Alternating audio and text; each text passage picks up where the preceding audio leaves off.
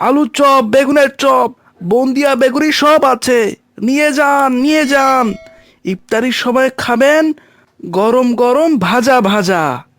নিয়ে যান, নিয়ে যান মাছের চপ, মাংসের চপ। ভাই, একাই দোকান সামলাচ্ছেন?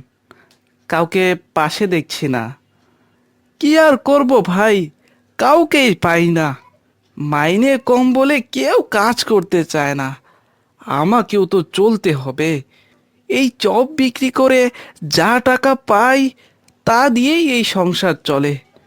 লোক রাখলে তাকে সন্তুষ্ট করতে হবে, এত সামর্থ্য তো আমার আর নেই।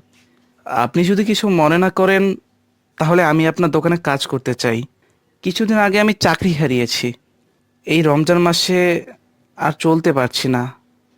মেয়েটা বায়না করেছিল ইফতারিতে মজার মজার জিনিস খাবে।